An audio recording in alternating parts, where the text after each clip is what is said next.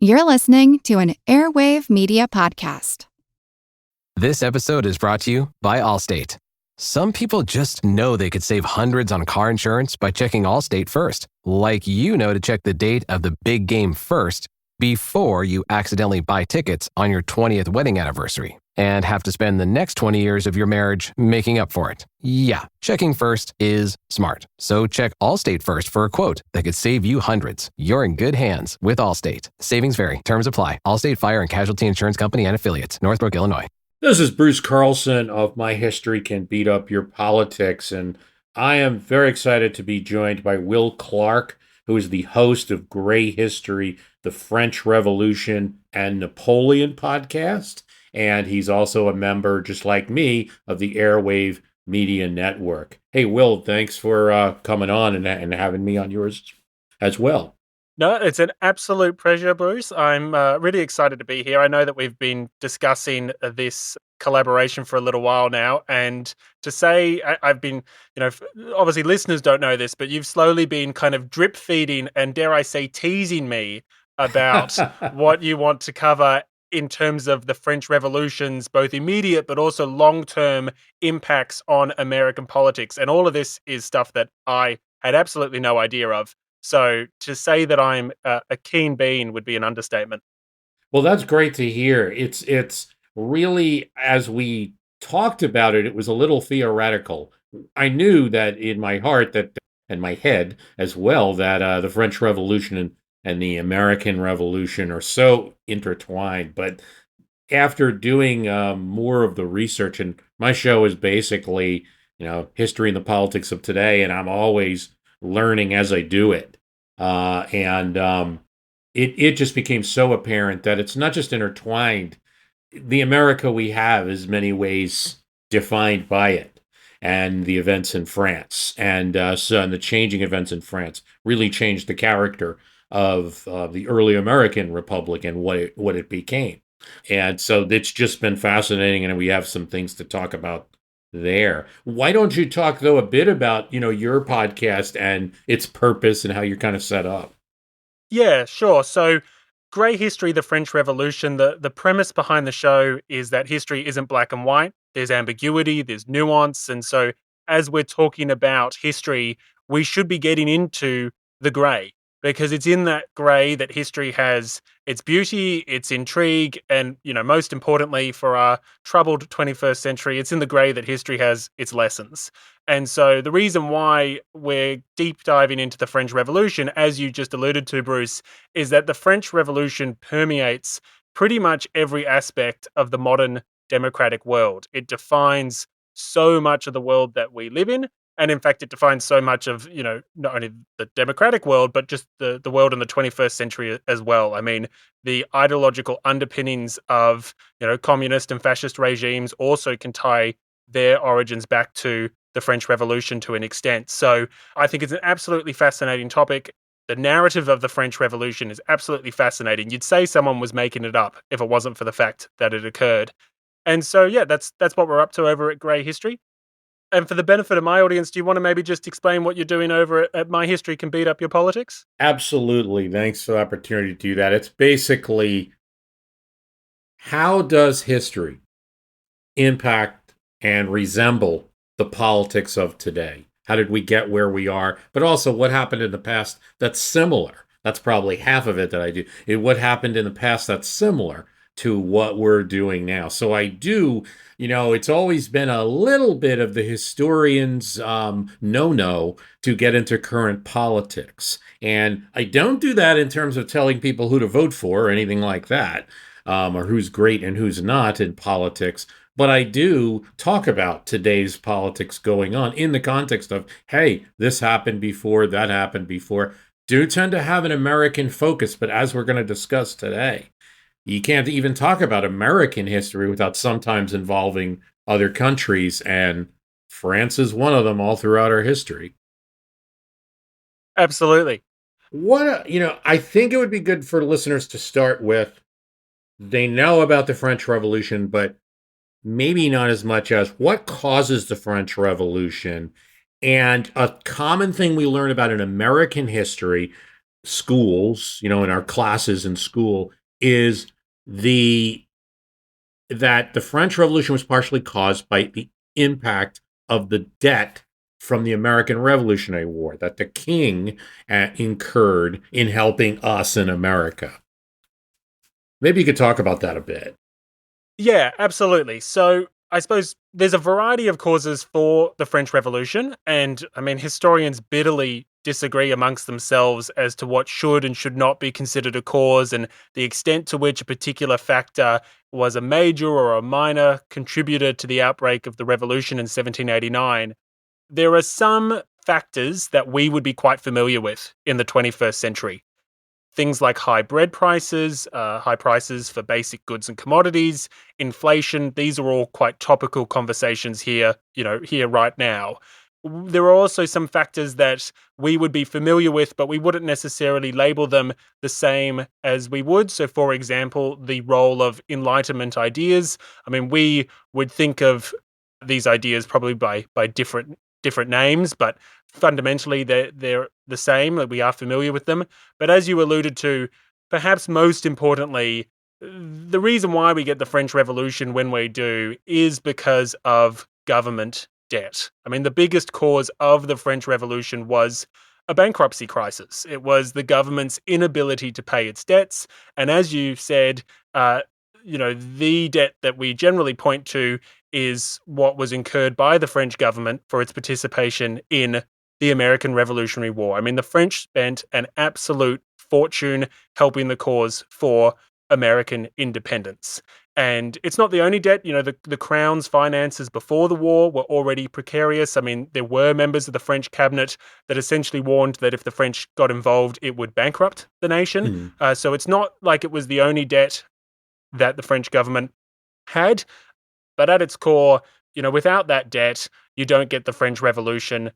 Reform to what we call the old regime was inevitable and it was necessary. But fundamentally, all of this stems from a bankruptcy crisis, the need for taxation and fiscal reforms to avoid bankruptcy, and the aristocracy saying no. And what you get is an aristocratic revolt morphing into a general revolt and finally morphing into a revolution.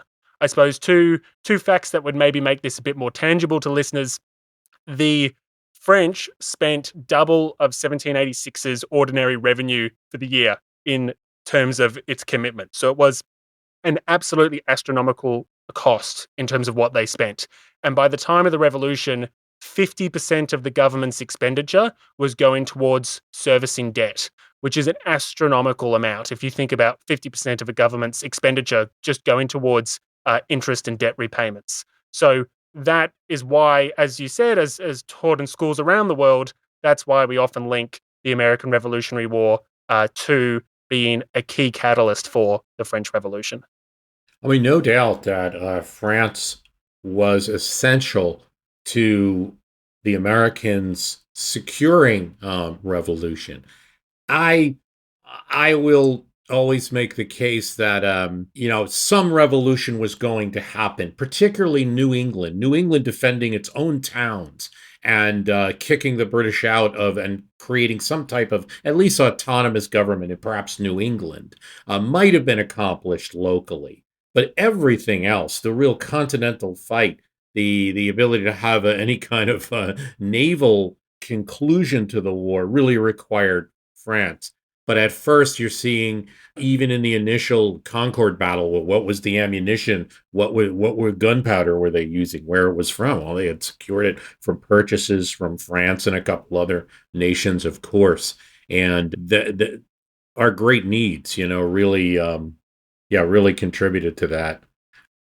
To follow up on what you were just saying around the supplies that the French were sending, I mean, even before the French Navy and the French Army got involved, pretty much all the gunpowder used by the Americans in the Saratoga campaign is French gunpowder.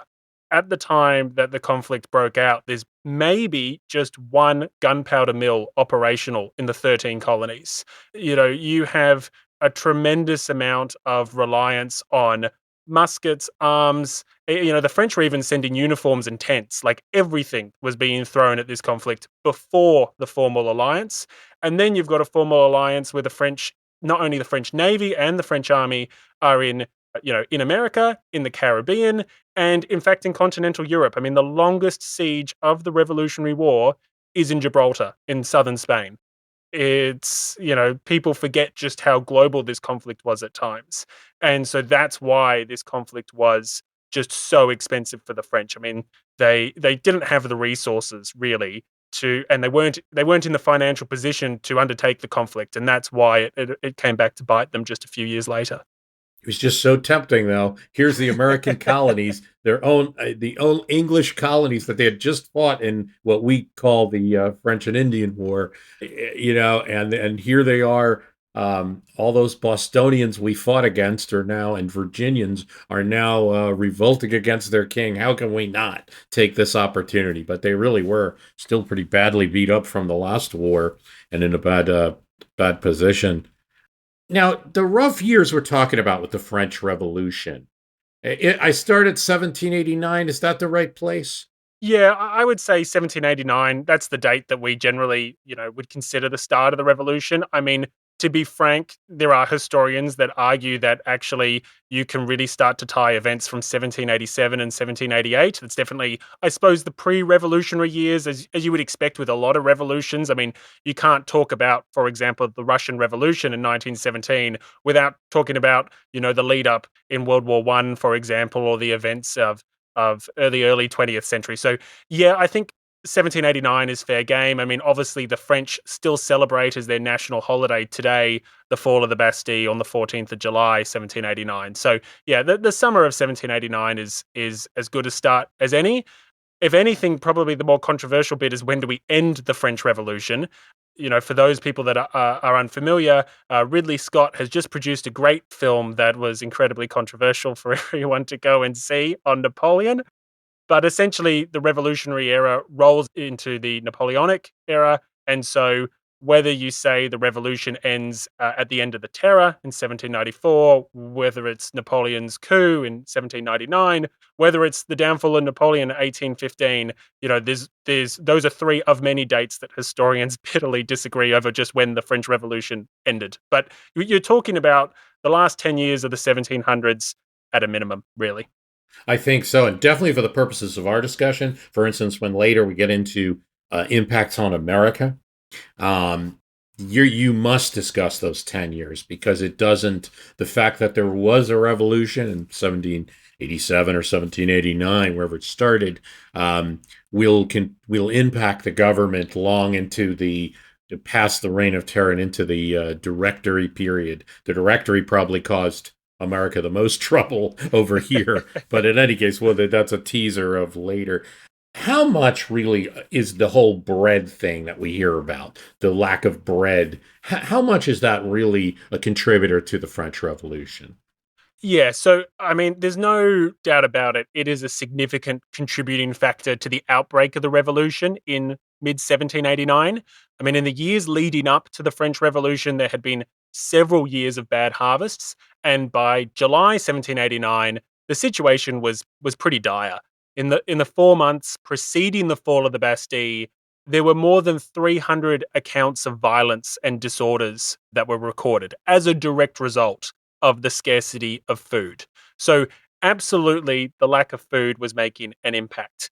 And naturally, we can understand that this desperation, this starvation, also this fear of starvation, made people open to change. And it also made people hostile towards the royal authorities that were viewed as a combination of corrupt and incompetent. I suppose there's two things worth noting.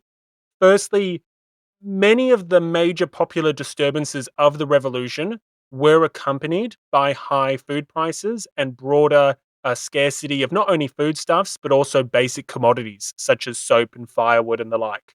Uh, cost of living issues, to use a modern term, were a big factor in shaping the revolution and influencing how it evolved over time. When the monarchy was overthrown in 1792, when leading revolutionary factions were overthrown, when big demonstrations and uprisings occurred, they were almost always accompanied by times when food and basic necessities were prohibitively expensive and near unobtainable for the average citizen. And as a result, issues like price controls, forced sale of goods, private property rights, measures against hoarders and speculators. These all become key debates during the revolution as it radicalizes and as different factions vie for control. And I suppose that leads me to a quick second point, which is Hmm. that it's important that the issue of bread and food scarcity and hunger, it's important as a contributing factor to the outbreak of revolution. But what I think is actually overlooked is the role of food scarcity and hunger, not in starting the revolution, but in fact in shaping the revolution over time. These issues define the revolution's evolution. They are critical to its radicalization. And so to me, the real interesting story is not so much the situation in mid 1789, but rather how food scarcity shapes the events from 1789 onwards. I mean, the issue of food will continue to bedevil and undermine future revolutionary governments, be they constitutional monarchists or even Republican governments. And these, all these interrelated issues of food insecurity, economic hardship, inflation, they become not only incredibly important, but they become powerful weapons in the factional feuds of the revolution. And they're used with tremendous effect to discredit and dislodge individuals, factions, and even entire institutions. So, to answer your question, yes, the price of basic goods, the scarcity of food, this has a meaningful impact on the outbreak of the revolution. But I would argue that it perhaps has a more meaningful impact and certainly a more interesting impact on the revolution's evolution over time and how the revolution radicalizes as we get into the years after the fall of the Bastille. That's fascinating. Of course, we can relate to inflation, although that's relatively novel, particularly in America.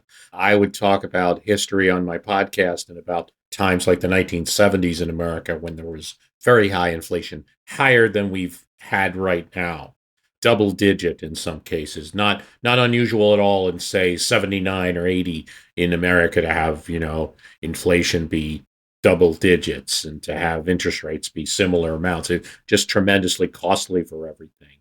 And while Americans didn't start a new American Revolution or anything, inflation just generates the most radical thoughts in people because what we did do is overthrow our president. So there was a lot of one term occurring during that inflation period. And also just a lot of more of a change in how people view the presidency. So it's fascinating to see that this is the also the case in France, and there was a little nugget that I saw about Gouverneur Morris, who is one of the Americans in France at a time, and he was proposing various suggestions to the king, like the various speeches that could be made, words that could be said to perhaps solve the situation. And one of the proposals, he was a very rich man. Gouverneur Morris, his estate was a lot of the land that is now Bronx, New York, was the Morrisania, the Gouverneur Morris's estate and mansion. It's a very rich man, and America was bred rich and farming rich. We weren't rich in hard currency all the time, and that caused problems in our own country. But there was this proposal that say these right words, and then we'll also set up the ships, and they'll come through London and come to Paris at just the right time with the bread to save you. But first of all, the king didn't take his proposal, just, wrote some nice words back, and the bread plan never happened. I'm not sure that an American shipments could ever have solved the problem in any case. No, I'm not sure either. I mean, there's a whole host of factors. I think the problem for the royal government is, well, you got two factors. One, in relation to the scarcity of food, you've got just simple things like bad harvests. That was a huge contributing factor, which is obviously outside of human control. Another thing to point out is that the diversification of food at the time, even compared to other European countries, was pretty low. So, for example, France was pretty slow at picking up the potato as part of their diet, even in compared to, like, say, Prussia. Now, obviously, that you can go too far the other way in terms of, you get events like the Irish famine and the like, but the French diversification of crop was not as sophisticated as other nations on the continent. And then the other thing to point out is by the time you get to the start of the Revolutionary War in 1792, and just to be clear, the Revolutionary War is almost like it's the start essentially of the Napoleonic Wars. It's essentially 25 years of conflict. By the time you take out so much manpower to actually fight that conflict, by the time that you're taking out carts and horses for the army, what you're actually doing is robbing the agricultural sector of the instruments and manpower that they need to have successful harvests. And so you not only have these natural factors and these kind of broader economic factors, but you also have, responses to the military conflict, which means that as the revolution goes on, this issue of food insecurity, continues to get worse, particularly once you start adding on things like inflation and more or less war with the entire continent. Yeah, that's got to have an impact on the economy. Let's talk about impacts in another way. It's another thing that we learn in American history here in the States is that the American Revolution, coming so soon before the French Revolution, what's the impact of the American Revolution on the French one? Yeah, so like all things French Revolution, nothing is agreed amongst historians. But what is interesting, particularly about America acting as a role model for French reformers and eventually the early revolutionaries, is that you do get some agreement amongst historians from a real wide variety of the ideological spectrum. So, for example, if I take a historian like Peter Kropotkin, who's an anarcho-communist historian, he aligns quite closely with what we would call the classical interpretation of the French Revolution, which Hmm. is really a way of saying one that it's the Marxist interpretation. It's really one that emphasizes the centrality of class conflict in understanding the revolution. He argues that the a revolution in America had awakened minds and inspired the revolutionaries with a breath of liberty and Republican democracy. So that's quite a strong take. And then on the other end of the ideological spectrum, you've got, say, revisionist historians like Robert R. Palmer, who's debatably the most esteemed American historian on the French Revolution. He has pretty similar sentiments, and I will actually quote from him directly. He says, whether fantastically idolized or seen in a factual way, whether as a mirage or as reality, America made Europe seem unsatisfactory to many people of the middle and lower classes, and to those of the upper classes who wished them well. It made a good many Europeans feel sorry for themselves and induced a kind of spiritual flight from the old regime. So you've got historians from across the ideological spectrum that really push home this message of America acting as a role model for the French. And again, you've got someone like historian Richard McKee, who says that the American Revolution produced for the French an educational program of gigantic proportions, and French intellectuals could foresee in America the nirvana of the future golden age and a model for a new France. And to me, that last little bit, a model for a new France, is interesting because this is where I have a big but. Because when you actually go looking for tangible ways that the Americans inspired the French revolutionaries, these views, these attitudes, they become a little harder to argue, at least for me. And the supportive evidence needs to be qualified a little bit. In the lead up to the French Revolution, I think it's absolutely fair to say that the ideas that the American revolutionaries were promoting impacted the thinking of their French counterparts, particularly ideas such as no taxation without representation. I mean, after all, the French Revolution at its core started with a bankruptcy crisis. It started with issues around taxation. And so it's no real surprise that these sorts of ideas from America filtered into the French public debate. And so initially, yes, the impact of America and its part, I suppose, as a role model for the practical implementation of Enlightenment ideas, yes, that can be seen clearly. However, once the French actually start to craft their Declaration of Rights, and Mhm. perhaps more importantly, once they're actually building their new constitution, things really diverged from the American approach. I mean, in a whole host of ways, the French revolutionaries outright rejected the ideas that underpinned the brand new US Constitution. I mean, as you said, you had the Confederation period after the American Revolutionary War. George Washington is sworn into office only a few weeks, just a couple of months before the storming of the Bastille. And so, the US Constitution is brand new, and yet the revolutionaries really reject a whole host of the underlying principles that the Americans adopted. There's a lot of deviations, but I think I'll just point out some of the real interesting ones, particularly for Sure. those people that are quite interested in the American Constitution and how it works. Blinds.com's Black Friday sales event is happening now with our best deals of the season. Let our design experts help you make the perfect selection for your home on your schedule. We can send free samples right to you and handle everything from measure to install. With over 25 million windows covered, Blinds.com is the #1 online retailer of custom window coverings. Save up to 50% site-wide, plus doorbusters, and a free professional measure at the Blinds.com Black Friday sales event now. Rules and restrictions may apply.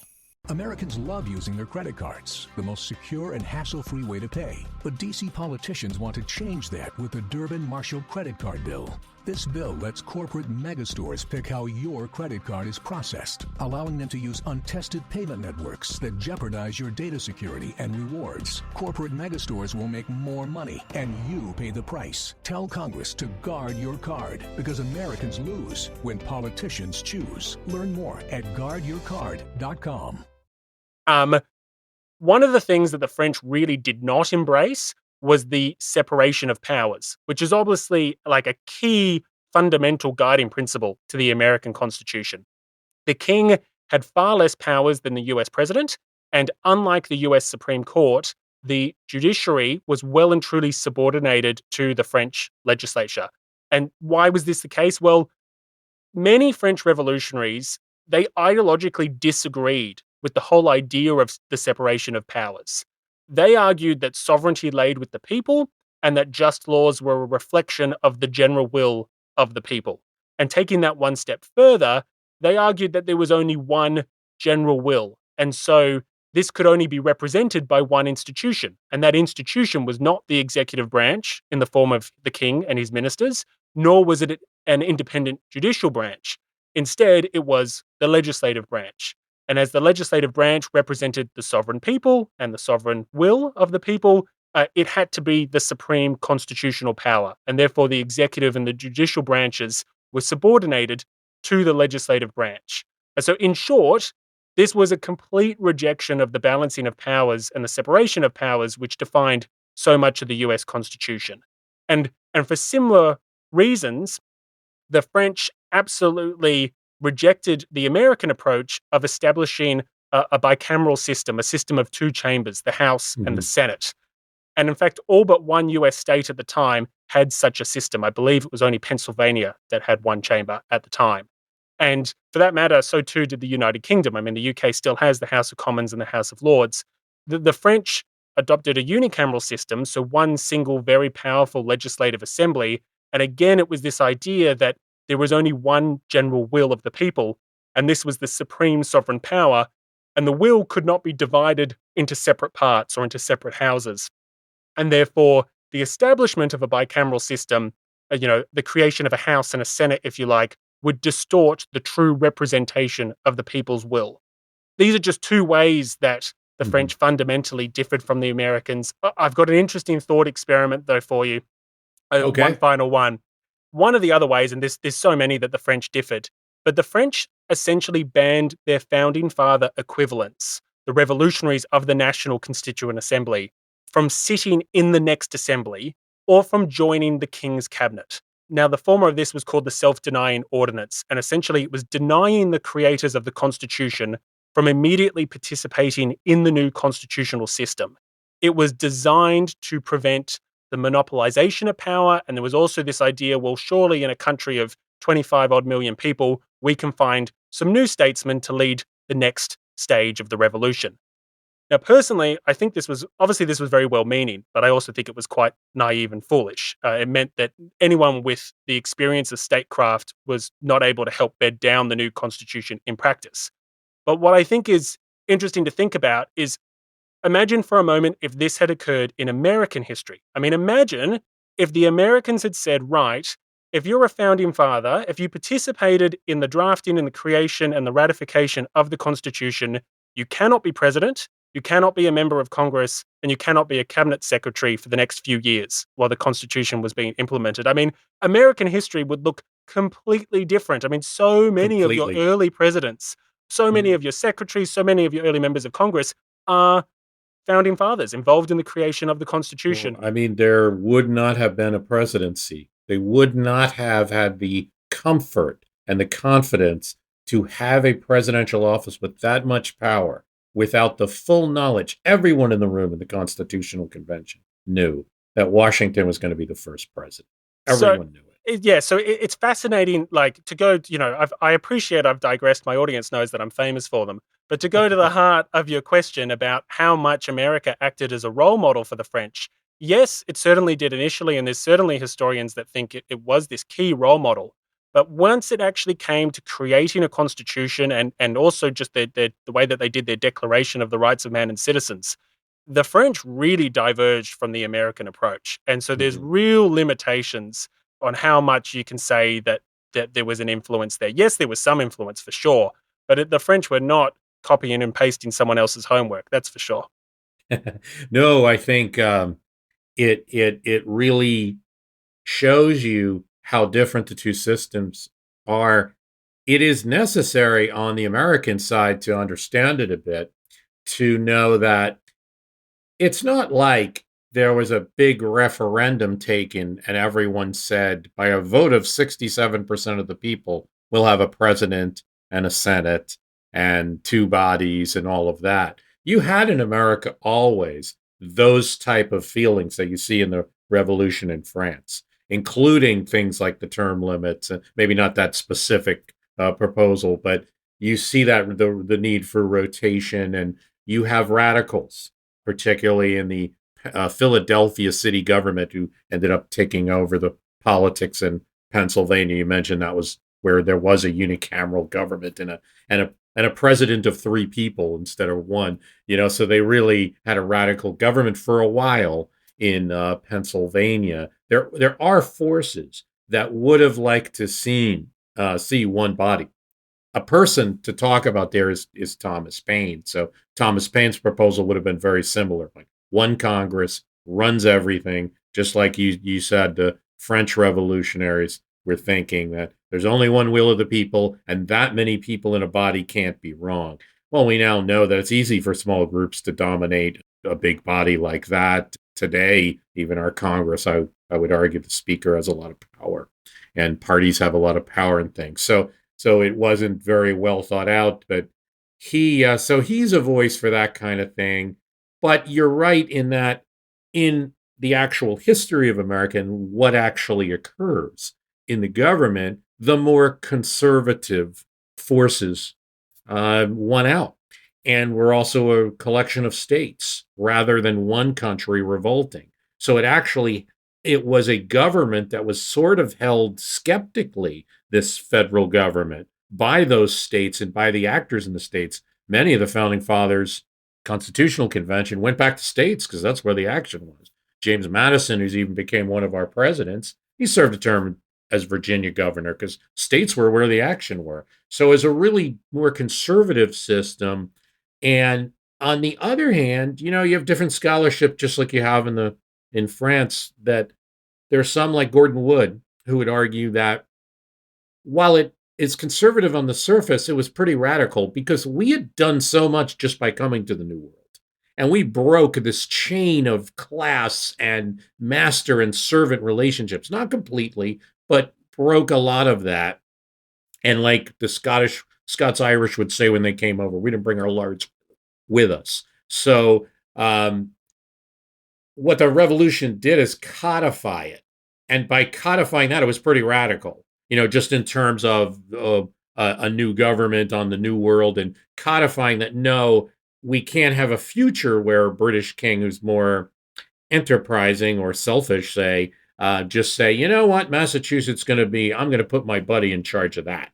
And so codifying that was important, as it was radical in its own way. But the actual government, like you say, no, it's a very conservative. We had enough. One of the issues is the difference is that the revolution is 76. As I say, we don't kick the British out of New York till 83, even after Yorktown. And then you have the Confederation for a while. We saw a lot of things during that time. It gave us a long period to where we saw here's the bad things that can happen. Here's what states can do that isn't good. So we got to regulate them a bit. So we're going to need a federal government, mostly to keep them in check. So it's all very conservative. Obviously, a lot of our founding fathers, it need not be said, are plantation owners, they're rich men. Not all of them, definitely not all of them. But, Thomas Paine is one I would put there, even though he's originally a Brit.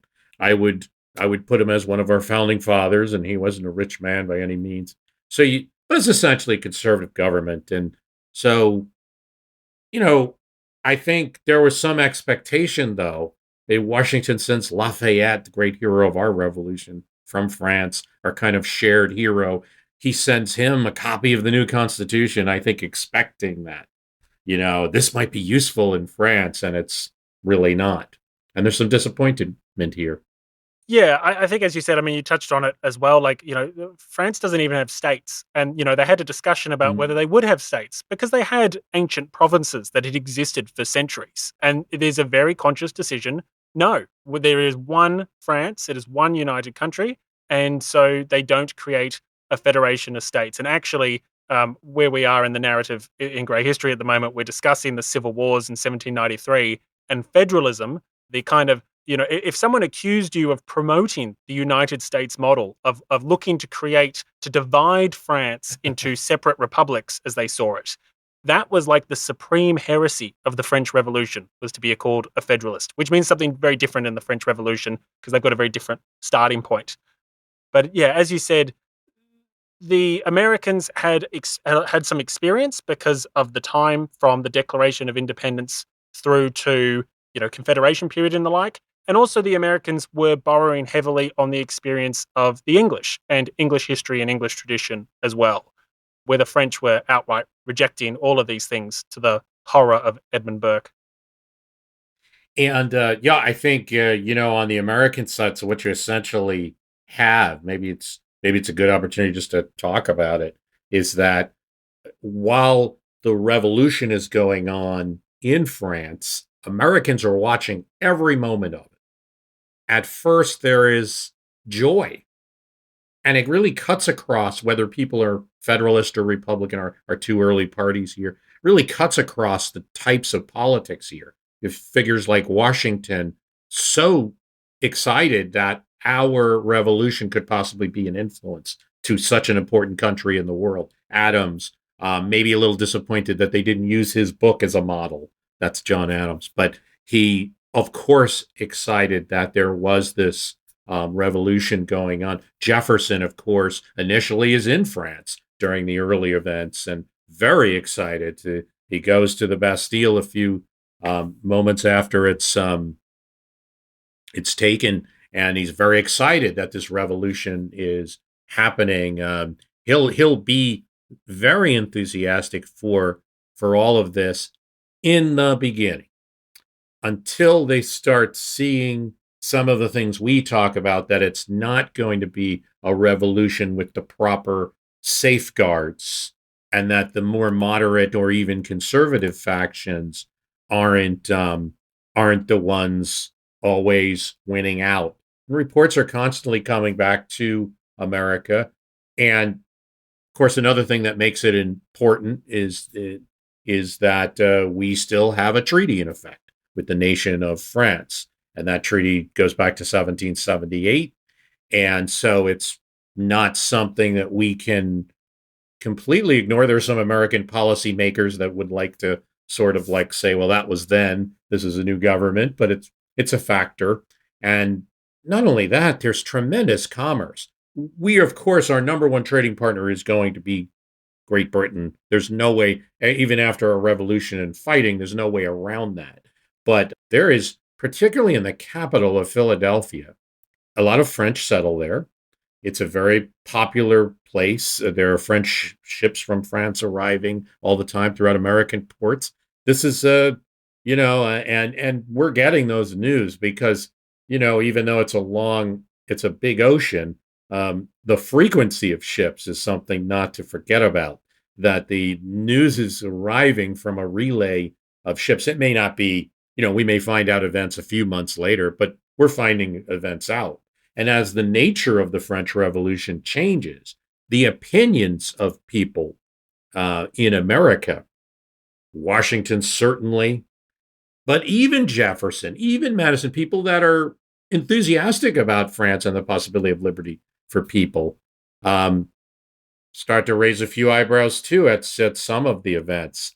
Thomas Paine, who we referred to earlier, actually gets the most involved of any because he goes over to France on a regular basis, so regular that he's helping to write governing documents and giving his opinion, even though he doesn't speak French. He doesn't speak any. And he eventually gets elected to the assembly in France. And he's horrified, though, even as an American radical, when events get too severe, particularly the killing of the king, which he argues against in the assembly. And because he's too conservative, which for Americans looking at Paine, like somebody like John Adams and Washington thinking about Thomas Paine being a conservative in the eyes of some of the Jacobins in France, they had to like be besides themselves because they considered Paine a radical. But here he is on the assembly floor arguing against not just the killing of the king, but a lot of the steps that the assembly would take that he thought were ill-guided. And eventually he'll be imprisoned for that in France and narrowly avoids the guillotine. So we contributed directly in the form of our very important inspirational figure. It's not like Thomas Paine was ever president, but he couldn't be. Well, no, that's a complicated issue whether he could be or not. He wasn't. There's no way he'd get elected. Too many people hated him as many as they loved him. But he was our inspiration. He was the guy that wrote the document that inspired so many people to revolution. And there he is in France. And he's a little bit more conservative or moderate, probably more associated with the Girondin faction in France, and nearly executed for it. Yeah, absolutely. I mean, Thomas Paine's an interesting one. As you said, this is the author of Common Sense, the most, so I would say the most celebrated pamphlet, if you like, of the American Revolution.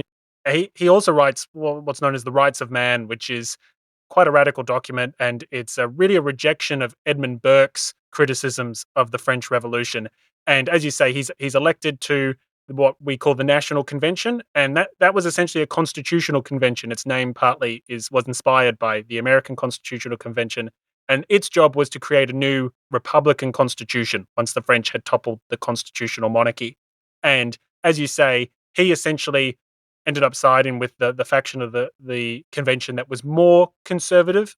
This is all very relative because if your opinion, if you were a royalist in France, then the whole convention is radical. So all of this is all quite relative in nature. But as you say, for the French Revolution, Paine was on the more conservative side of things. And he is imprisoned. And he, to be frank, he's very lucky that he survived.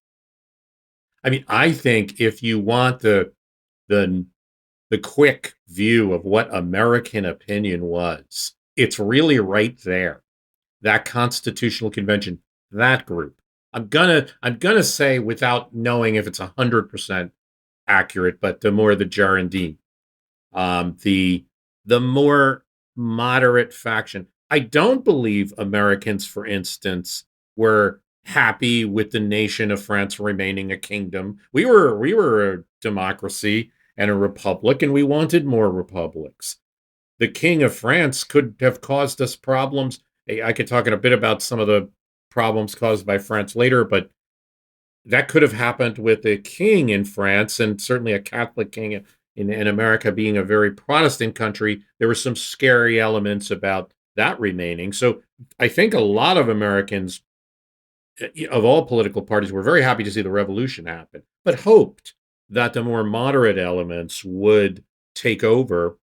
And then to present the really shortcutted view, it's like, and this doesn't change. I think I've just today saw a couple references in today's of politics, but really in American politics, the heroes are those people, those moderates, Lafayette, and anyone who tried to form a constitution, tried to get things working, even if it was to be a constitutional monarchy in France.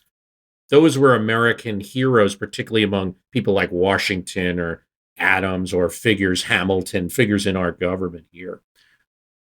And the not so good part is Robespierre and the Jacobins. And you see here, although there might be some tolerance of it by some forces in America, that is the breaking point when it goes to more your reign of terror.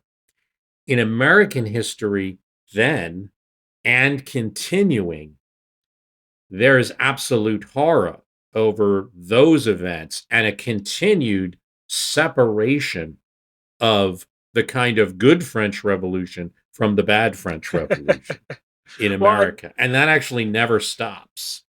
I think in part, though, that's just the nature of the French Revolution. Mm-hmm. Realistically, it's a series of revolutions. We Mm-hmm. call it the French Revolution, but it's actually a series of revolutions. And Mm-hmm. so, when Lafayette is, he's not in charge by any means, but when he's at his most prominent in the constitutional monarchy phase, he's a very visible face of the new regime and the new order, particularly in 1790 and 1791 to an extent, at least the first half, before he's in part discredited by his role in a shooting, or what we call the Champ de Mars massacre.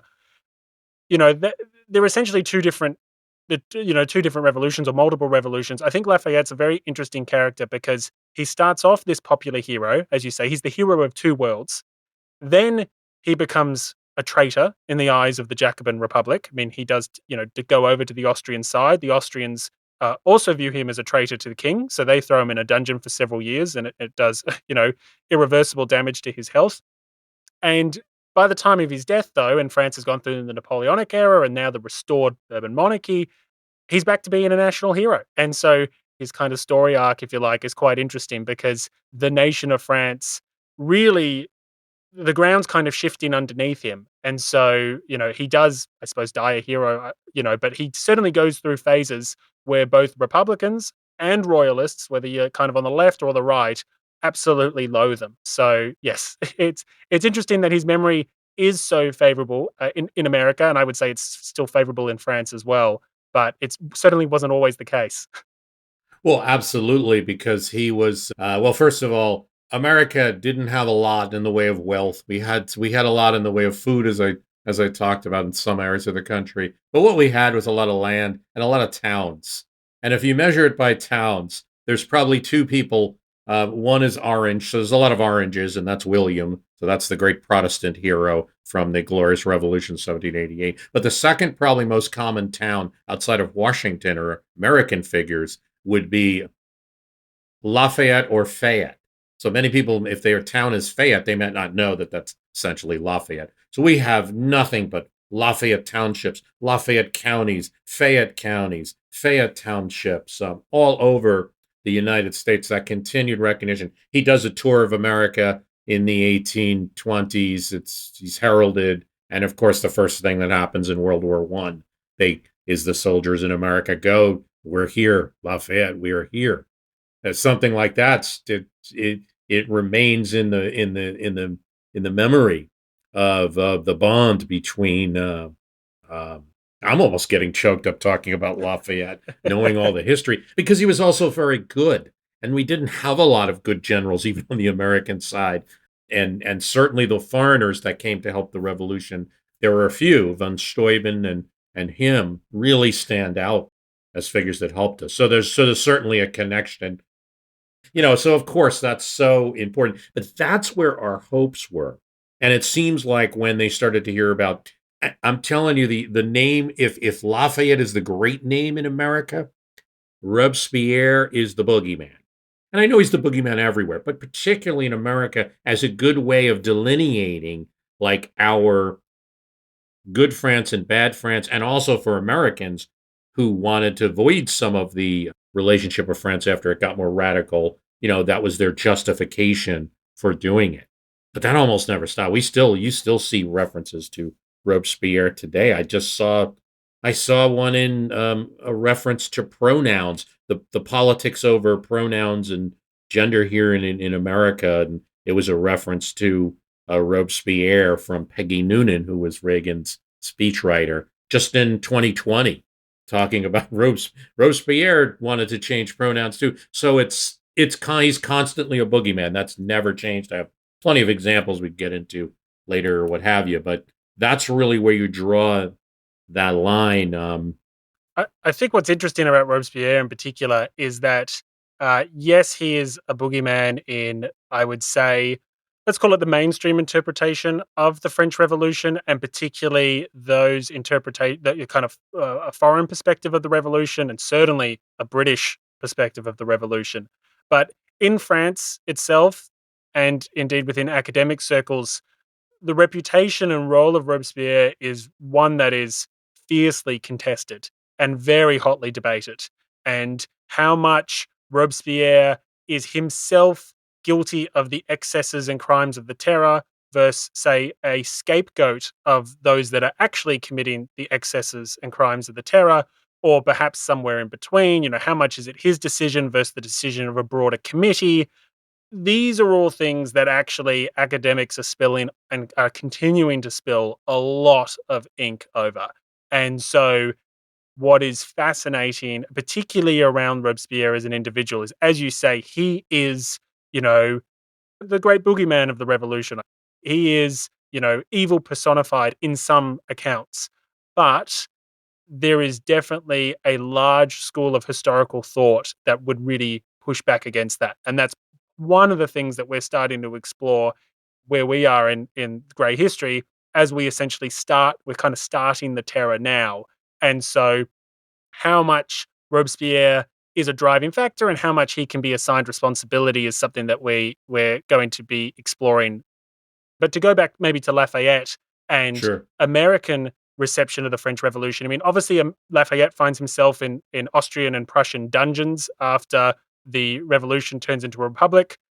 During the Reign of Terror, Lafayette's wife and her family are detained by the revolutionary authorities, and American officials, while officially they don't really get involved, unofficially, they are very much informing the French government that if the wife of the Marquis de Lafayette finds herself guillotined, the Americans very well may abandon neutrality. I suppose if we kind of step back and look at the terror more broadly, what are the senior American statesmen, making of all of this? And then how is that actually turning into practical policy changes or approaches? I suppose what are the impacts of the terror on the juvenile American Republic?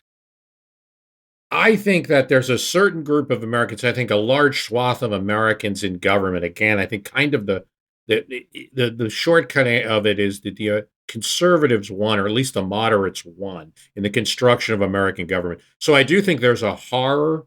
I think they see it as an aberration, what's going on over there, particularly during the terror.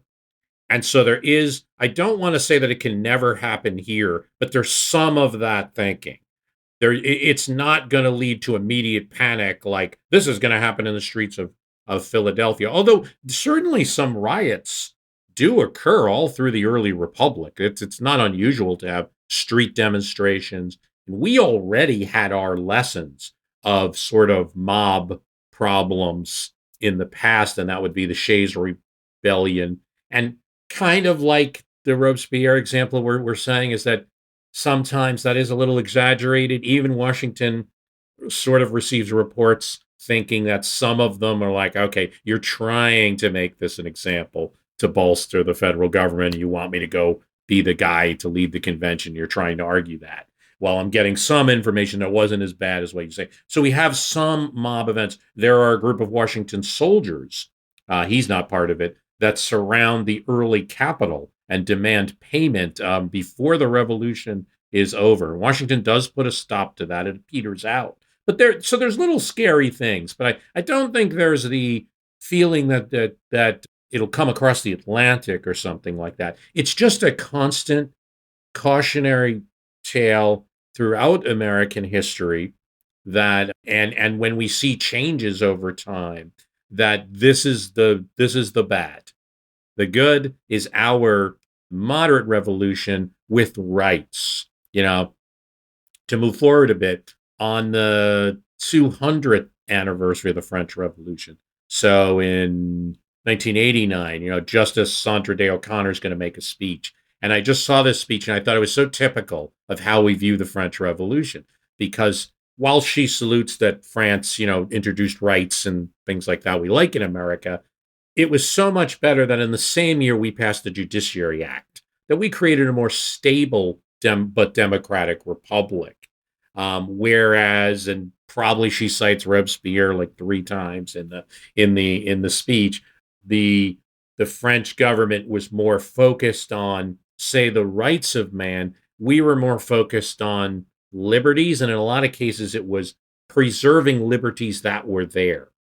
There's not a heck of a lot in the Constitution that is a new radical system of or rights. These are rights that most people felt they had first as Brits and then in the States.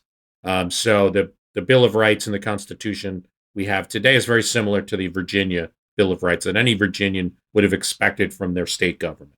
So there's and with some little things, but not much. It's more of a preserve of liberties that are there rather than an opportunity to create new rights. And Sandra Day O'Connor, for instance, cites that as something that's really a good point about a revolution. But you see this time and time again, that kind of delineation. And just on the point of the Robespierre thing, so the Jacobin name isn't that much better. So if we do want to get to the group, you'll see both in British politics and in American politics. Yeah, if somebody's bad and you want to call somebody like a mob leader Jacobin, this is something that gets hurled at William Jennings Bryan when he tries a more populist campaign, tries to introduce silver money in 1896, and really does have a very kind of rights of man message, except that, when you look at when he's called a Robespierre or when he's called a Jacobin, the way William Jennings Bryan defends himself is like, how dare, like, it's not like, that's right, I am just like those French revolutionaries. Oh no, even he must make that same delineation that it really appears almost all Americans, except for a very small, maybe like the Communist Party in the US or something, would ever make. This delineation that no, even when I'm talking in a very revolutionary language for economics, I'm going to, rip out there's going to be grass growing in your cities and we're going to turn the money supply upside down. I'm still an Andrew Jackson, not a Robespierre. So you see that again and again throughout American politics. Now, I didn't really answer the question. So real quick, the biggest way that I see the revolution affecting things is our neutrality doctrine. So the first thing, we didn't necessarily have that in the very beginning. And when there's war between our friends in France and Britain, our former country, Washington decides on neutrality. It's not popular with everybody. It's particularly not popular with the French government and the French representative here, Charles Guenet.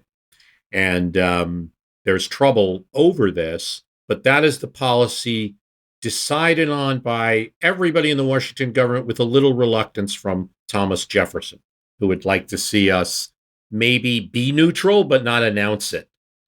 And it really creates in America early on this kind of like, don't entangle yourself in foreign problems. You have to remember, we had a lot of things, but we didn't necessarily have a strong Navy. Had a strong merchant, situation and ships, and we had Philadelphia, our capital. It was not, while protected somewhat at the mouth, it was not that hard to picture a fleet coming up the Delaware and taking our capital. We lived with that every day, almost a Cold War-like mentality in these times. And so while we didn't necessarily fear the, okay, we're going to have Robespierre here in America, that's more rhetoric. I think the relationship with France changed. I think certain figures wanted to perhaps void, without officially getting rid of the treaty, but void some of the obligations. We certainly didn't want to consider ourselves an ally in France in the way of, we'll support you no matter what. So when the French ambassador to the United States, that's sent by the first revolutionary government to send an ambassador, he does a number of things that is quite annoying to the Washington administration. One is which he appears in Charleston Harbor. He says that he was blown there by the winds, and he couldn't get to Philadelphia because of the wind. Well, history will never know. It's certainly possible, but there's this huge crowd waiting for him. They are more of the people who might be critical of Washington's government. He has instructions to do a couple of things that are alien to the Washington government, which would be a more federalist government. The fight for racial justice in America is long. It's complex. Most of us only know bits and pieces of it. Many of those bits are often oversimplified, or we get them straight up wrong. They're sanitized, distorted, buried. This makes the struggle for racial justice so much harder. Just ask this school teacher in South Carolina. We probably seem crazy to some folks because we've been taught all our lives through the educational system and propaganda just to pretty much survive and try to thrive in the society. But some of our spirits just ain't, acquiescing to this system.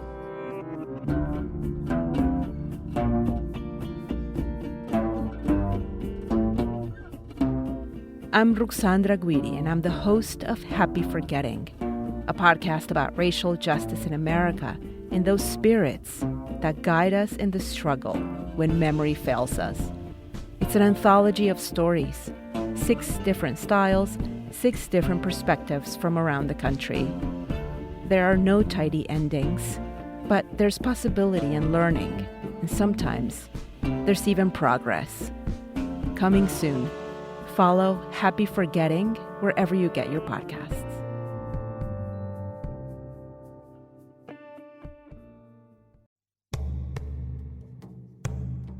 In all human history, there are few stories like that of ancient Egypt. On the banks of the Nile, these people created one of the most enduring and significant cultures. Their tale comes to life in the History of Egypt podcast.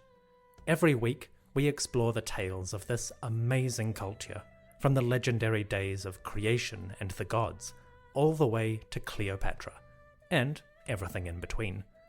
The History of Egypt podcast is written and produced by a trained Egyptologist. We go much deeper than your average documentary or magazine article to uncover tales of life, great endeavors, and the amazing arc of a mighty kingdom.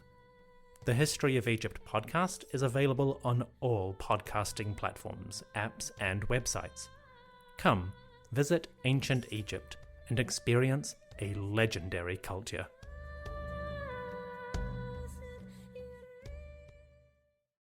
One of that is that he wants to support privateering on British ships. So to have French vessels, say in Charleston, in Norfolk, in Providence, Rhode Island, and in Philadelphia, being outfitted, and then to use that as a base because it's easier than going all the way from France and attacking British shipping. This is not something that the Washington administration's interested in. Interestingly enough, not even some of the friends of France, like Madison and Jefferson here, who are ostensibly friendly with France, want this. This is going to cause a war with Britain if we start harboring. But the way the French are looking at it, and Guinea is looking at it, is, hey, you have this treaty with us from 1778. You're supposed to be our ally. So in addition to that, they wanted to start setting up pro-French governments in some of the western states and to try to get the citizens in Louisiana and Florida and start to go on raids against the British. There was some agitation that he had instructions to cause some agitations in Kentucky. Kentucky was the Overmountain group, and they weren't exactly in line with the Washington government in Philadelphia, so maybe there could be a play there. None of that really came to fruition, but those were things he was trying to do. He also has meetings with Washington where they, in the Washington administration, do not feel that Guinea showed the courtesy to an American president. It isn't frankly insulting, telling him what to do. And this was how some in the government, particularly the Federalist Party, perceived the way France might be. So you had the Washington Party, if you will, the Federalists. Washington never considered himself a party, and then the anti, which was the Republicans. And that's mostly associated with Thomas Jefferson, James Madison, but a lot of other folks. who feel like we should be more of a republic, and the Federalists were more like this constitutional, these checks and balances, and a banking system and money. These are the important things. Let's build our country. And of course, we're going to be a democracy, but somewhat second, whereas the Republicans wanted to put that first. There's 38 Democratic Republican clubs throughout the United States, and they are going to, at their meetings, have the French flag flying. And they are strong supporters of the alliance between France and the United States. I do believe still that some of these people are still going to be horrified by some of the more terroristic events. But there is a lot of support for France. And why aren't we supporting the guys that helped us in the revolution instead of dallying with the English? You come to the 1794 Jay Treaty, and that's a big moment where the breakoff between Americans, the Washington administration, and France happens. And that is when we sign a treaty with Britain. And it's very unpopular among the people of the United States. But the government of the United States realizes this is the only way we're going to get the British out of the west of the United States to allow Western expansion.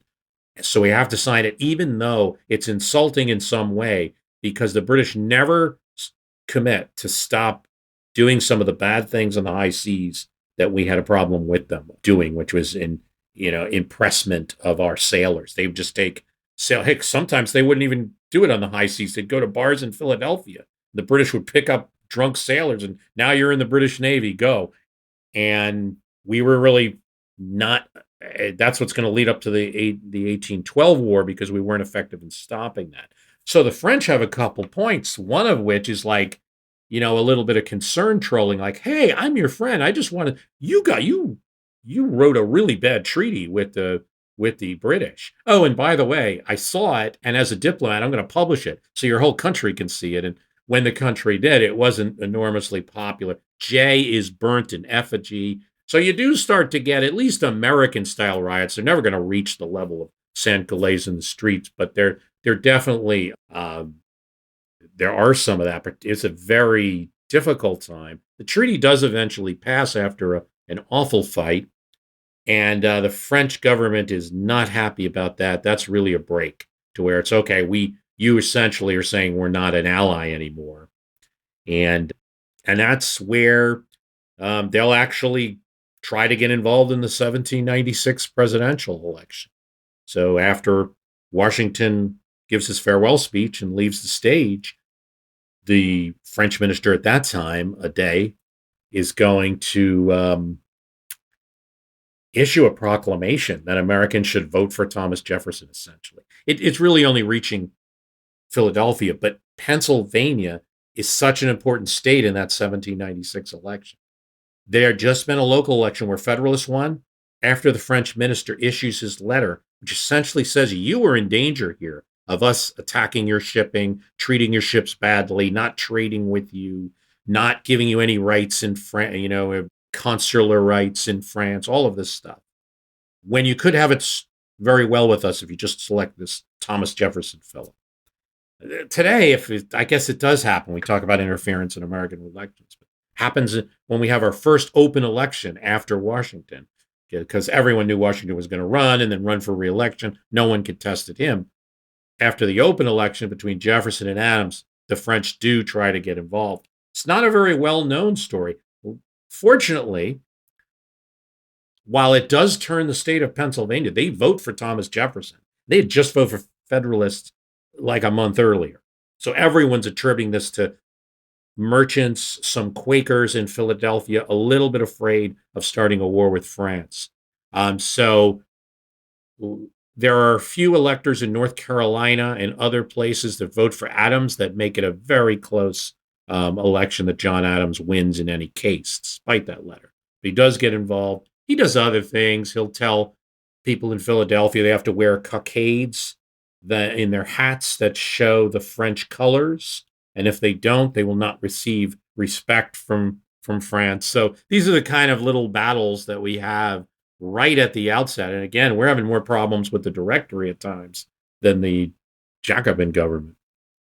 Yeah, it's fascinating. I didn't realize that the French ambassador, if you like, was so directly trying to put his thumb on the scales in that election. But I suppose as you mentioned earlier, the French Revolution either directly or indirectly continues to pop up not only in the 1700s but in the late 1800s as well.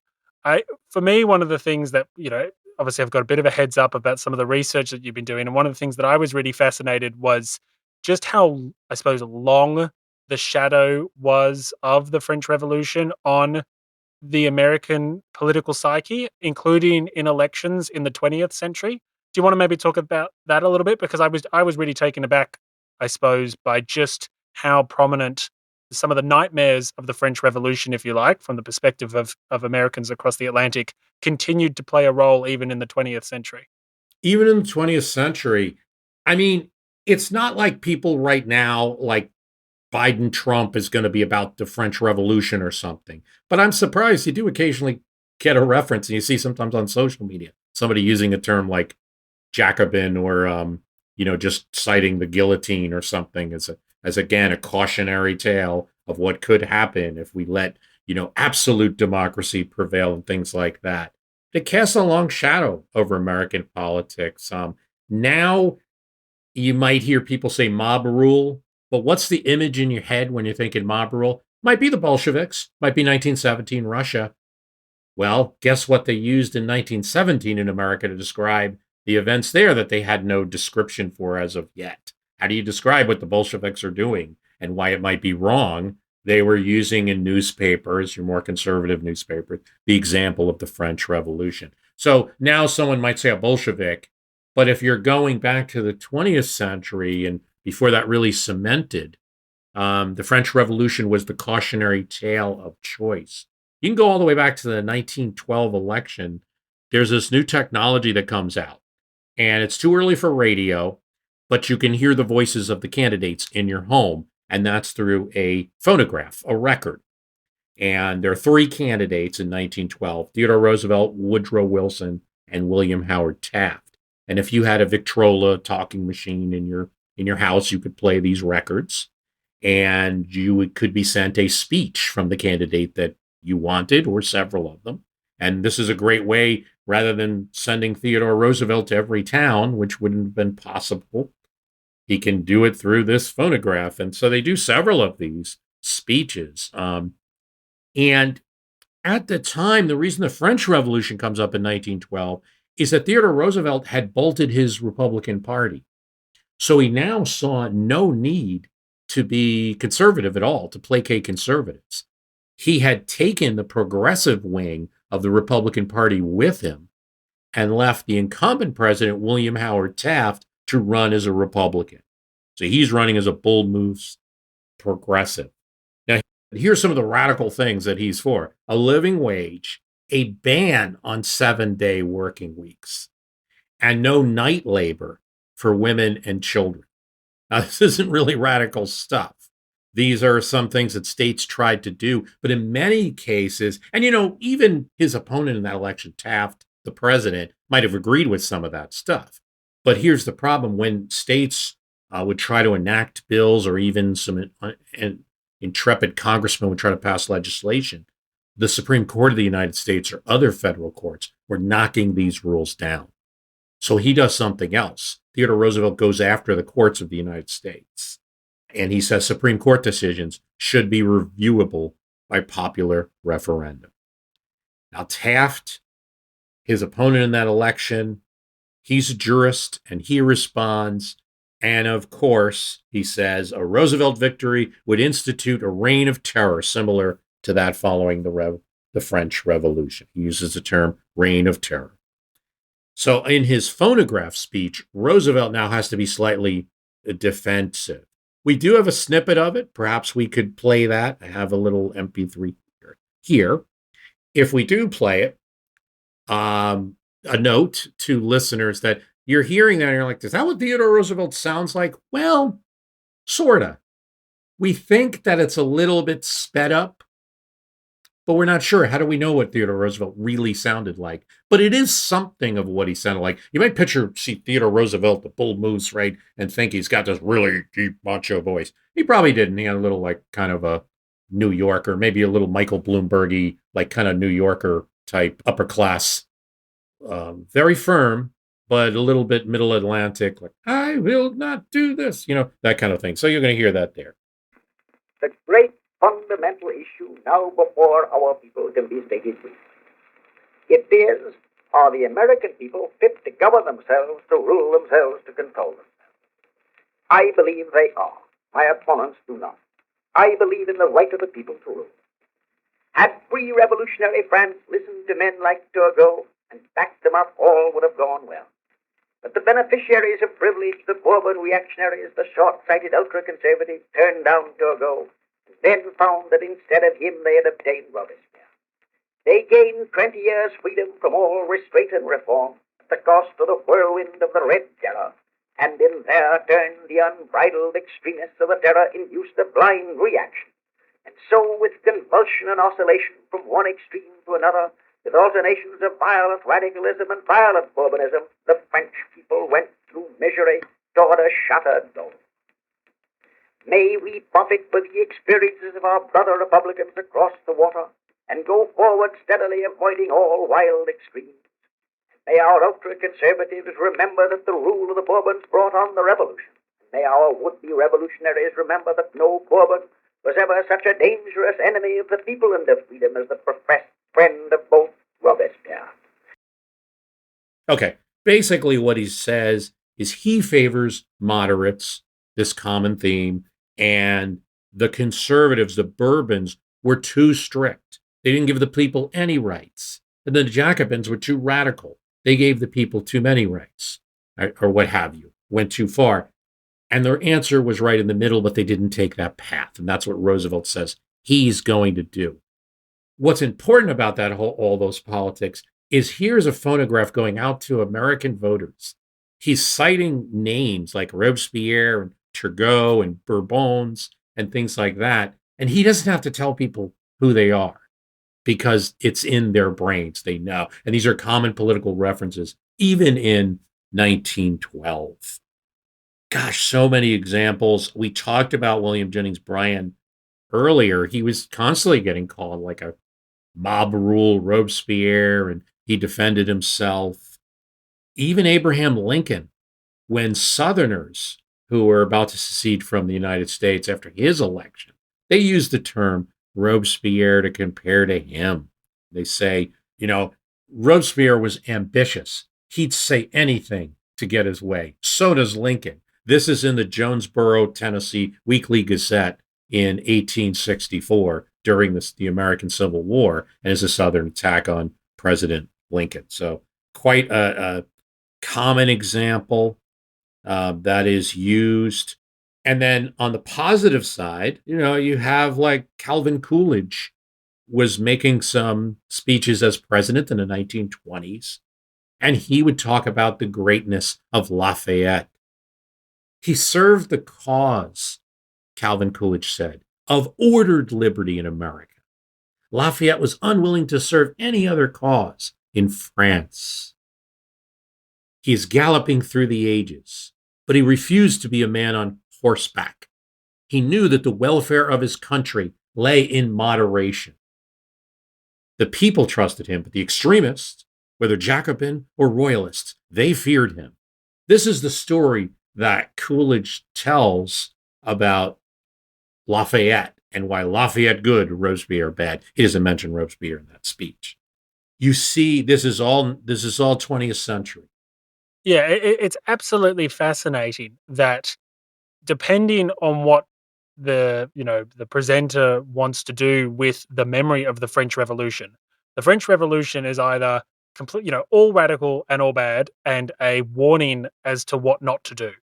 Or alternatively, as you just alluded to, the French Revolution is also held up by some American politicians as an particularly the earlier years of the French Revolution, as an example of, yes, we shouldn't be too radical and too extremist, but there's still a case for moderate reform and a moderate path forward, and we shouldn't be too reactionary, in the case of that quote, attacking the royalist perspective. So to me, it's fascinating, not only that you get this kind of legacy of the French Revolution that remains kind of as a bit of a cloud over American politics, but that American politicians can kind of pick and choose what they want to reference, and whether that's making the case either against change or for moderate change. And I suppose, as you said before the Bolshevik Revolution and before Marxism really became this kind of boogeyman in American politics, the French Revolution played that role to a large extent. It would be interesting to, there's a parallel universe somewhere where maybe the French Revolution still plays a far more prominent role as this kind of cautionary tale, as well as an inspirational tale to some in American politics. But I think nowadays, as you alluded to earlier, it's more the Russian Revolution and what comes from that, Marxism, Leninism, communism, etc., that probably is more, at least on the conservative side of the American spectrum, plays more of that role of this cautionary tale. I certainly, I don't listen to many speeches by Republican candidates in the current 2024 primary, but I don't hear that many references to the French Revolution. But I still hear quite a few references that are pretty closely linked to the Russian Revolution. Well, yes, sorry, Robespierre, there was a Stalin. And Stalin in American politics has now replaced, particularly because we were allies, and during that time there was a Democratic president. So from the 50s there forward, when the more and more that was learned about Stalin and the reality, the more and more that he became the boogeyman, it's just easier. And of course, the Russians revolutionaries made it easy because what was their model, right? I mean, used the French anthem. Lenin loved the French Revolution and saw it as the model to follow. So it wasn't hard for American papers to, at the time, 1917 when it's going on, and in 1919 when Woodrow Wilson and Americans actually send troops to try to intervene against Bolsheviks in their revolution, that the example of the French Revolution is the cautionary tale that drives that against some opposition in the United States, because Woodrow Wilson is another one who was not a fan of the radical part of the French Revolution and was a supporter of the ordered liberty concept, and Burke that we talked about earlier. Woodrow Wilson as a professor was very into that. And so you see that line again and again, the distinction that Coolidge made between Lafayette and the others, and in looking at the French Revolution through that lens, many politicians in America have now seen what's great about ourselves. To what extent it's all true, were these stories that America tells itself about the French Revolution, your podcast could probably answer more as to how true all of them are. But it's definitely true that that's the way that we've always seen ourselves and what's good about ourselves, in contrast to the bad parts of the French Revolution.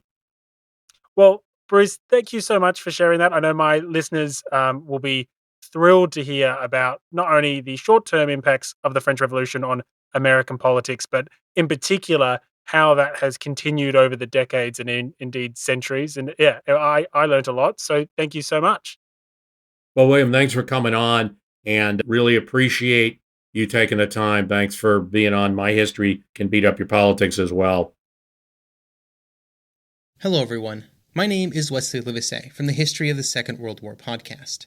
Join me on a journey through the most destructive conflict in human history, a journey that will take us not just through the famous campaigns and cataclysmic battles, but also to the lesser well-known corners of the war that touched millions all over the world, as we try and answer not just the questions of what and where, but how and why. You can find History of the Second World War on all major podcast platforms or at historyofthesecondworldwar.com.